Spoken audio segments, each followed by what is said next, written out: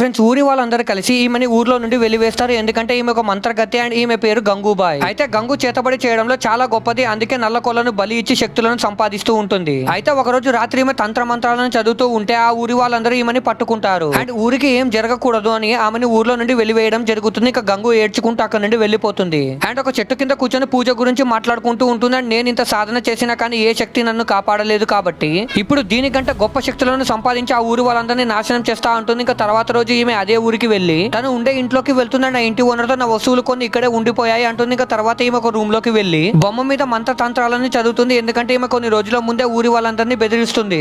ఒకవేళ ఎవరైనా నన్ను ఇక్కడ నుండి తరిమేయాలని చూస్తే వాళ్ళ కుటుంబాన్ని సర్వనాశనం చేస్తాను అని శపథం చేస్తుంది. ఇంకా ఈమె పూజ చేయడంలో లీనమైపోయి ఉంటుంది. ఇంకప్పుడే ఊరి పెద్దలు అక్కడికి వస్తారంటే ఆమె పూజకి భంగం కలిగిస్తారు. దానితో ఈమెకి కోపం వచ్చి ఏం చేసిందో చూసే ముందు మీకు ఈ డబ్బుల కంటే మీ అమ్మ ప్రేమ గొప్పదని భావిస్తే వీడియోని లైక్ చేసి ఛానల్ ని సబ్స్క్రైబ్ చేసుకొని కమెంట్ లో లవ్ యూ మా అని టైప్ చేయండి. చివరికి ఈమె ఆ వ్యక్తి కూతుర్ని తన జీవితంలో ఒక్క రోజు కూడా సుఖంగా ఉండదని చెప్పిస్తుంది.